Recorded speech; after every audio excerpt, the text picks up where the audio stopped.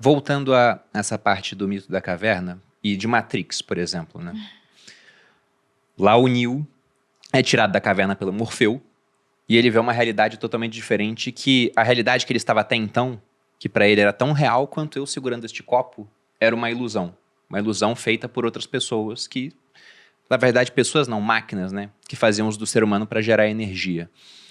E eu até comentei aqui no meio do podcast, mais ou menos, né? Aquela ideia da física quântica, que, poxa, você pode ter infinitas trajetórias e quando o observador, tem o efeito do observador, quando ele olha para alguma coisa, aquilo tem que escolher uma trajetória específica. Como aquele gato de Schrödinger lá, que você bota na caixa, ele pode estar vivo, morto, e só quando o observador vai lá e tira que a gente vai ver o que vai ter de fato acontecido. E aí outro dia eu vi um programador falando sobre a física quântica e o mundo das simulações virtuais. Porque ele fala, tem um jogo, você está observando essa parte, isso acontece. À medida que você, como observador, vai olhando outras partes, eles vão renderizando o restante do jogo e vão escolhendo o que tem que acontecer naqueles cantos. Ele falou, a física quântica é muito parecida. Você tem infinitas possibilidades até que alguém olha. Aí o universo é obrigado a escolher uma. Ele falou, cara, igual a uma simulação. E vem o questionamento, até daquela hipótese da simulação. Se a gente pega as ideias do Descartes, ele falava, poxa, como é que eu sei que essa realidade aqui é real mesmo? Como é que eu sei que não há um gênio do mal me manipulando e que isso aqui tudo é uma invenção? E quando eu boto água na boca é porque ele me faz sentir que tem água na boca, sendo que não existe de fato. Quando eu boto alimento, a mesma coisa. Aí o Descartes ele chegou àquela máxima do penso, logo existo. Só que eu acho que isso é insuficiente. Porque talvez a gente pensa, mas não existe aqui nesse plano. Isso aqui é uma ilusão. Qual a sua opinião sobre isso? Você acha que a nossa realidade pode ser uma ilusão? Essa é uma questão que Kant voltou a abordar, Schopenhauer voltou a abordar, né? Que é tal história do mundo ser ilusório. Schopenhauer ele tinha um entendimento que, segundo o meu critério da visão oriental, está um pouco equivocado.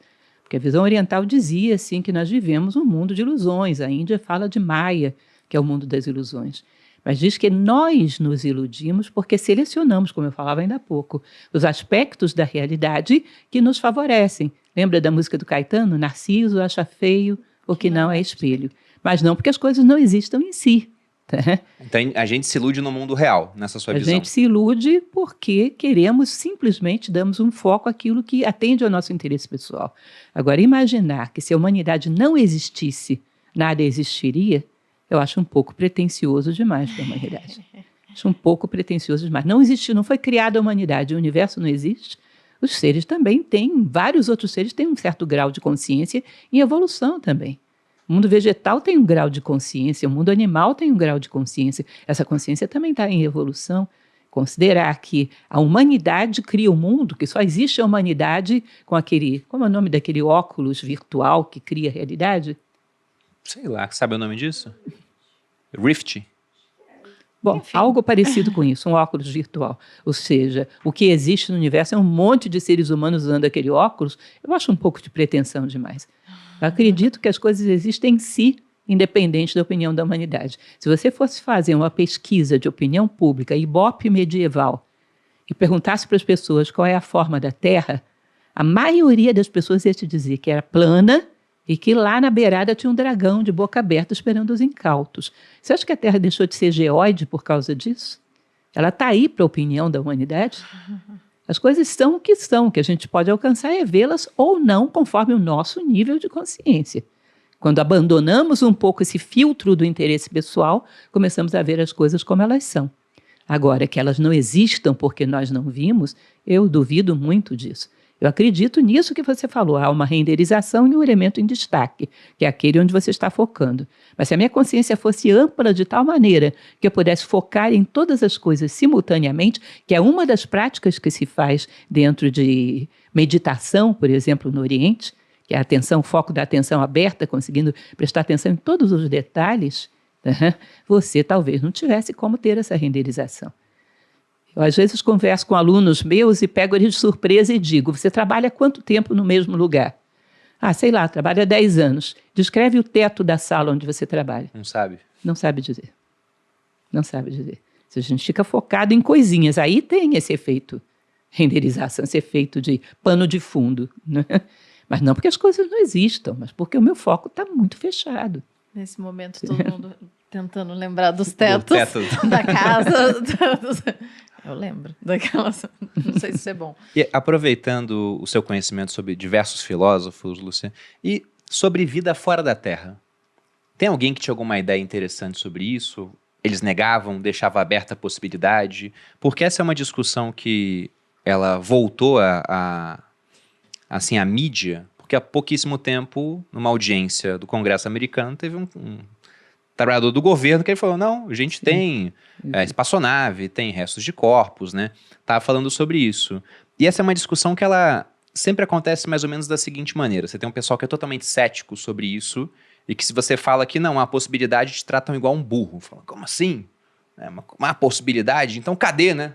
Paradoxo de Fermi. Porque se tem assim, pode ter um monte de vida lá fora, por que nunca apareceu pra gente? Vejo, logo existe.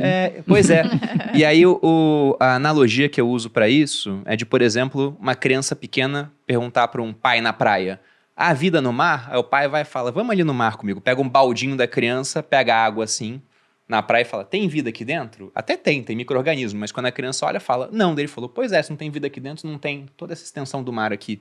É mais ou menos o que a gente faz com o universo. A gente olha, não tem vida aqui na Via Láctea. A Via Láctea é muito grande, né? No nosso sistema solar. Então, se não tem vida aqui, não deve ter em outros cantos, porque afinal de contas é muito difícil da vida surgir, ainda mais uma vida inteligente depois. Os filósofos pensavam sobre isso? Tinham esses questionamentos? Porque se você volta para os pré-socráticos, lá no livro Cosmos, né, do Carl Sagan, ele fala, poxa, os caras estavam calculando a altura de montanha. Tinha se eu não me engano, era o Anaximandro, que falava que o Sol e a Lua deviam ser maiores do que o Peloponeso, que é a península da Grécia. Aí o pessoal falava pra ele, que exagerado. E o cara fazendo isso há 600 anos de Cristo, pô. Na verdade, o que você está falando é o sofisma, falácia da generalização, né? Você pega uma amostragem pequenininha, o que é aqui é em todos os lugares. Perdão.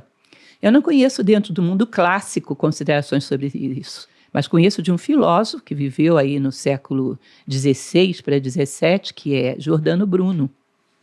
Você sabe que Giordano Bruno, uma das razões que ele foi para a fogueira foi exatamente essa. Ele é queimado em 1600 porque ele acreditava que existiam inúmeros outros mundos, que o Sol não era centro do sistema, como dizia Galileu, mas que existiam inúmeros outros mundos, provavelmente habitados como uma Terra. Por uma questão de lógica, se você considera a infinitude do universo observável, a probabilidade de que haja dentro dessa infinitude de galáxias, de sistemas estelares, um planeta com vida é muito grande. Por um sistema de probabilidade, eu acredito. Agora, que se já observamos ou não isso, aí é discutível. Perdão. É discutível se nós já chegamos a ver se o que esse militar falou é real ou não. Eu acredito, talvez até esteja mal fundamentada, mas eu acredito que existe uma boa dose de fantasia no meio de todas essas visões que são propaladas por aí. Tendo a acreditar nisso, tá? Mas acredito que como possibilidade existe.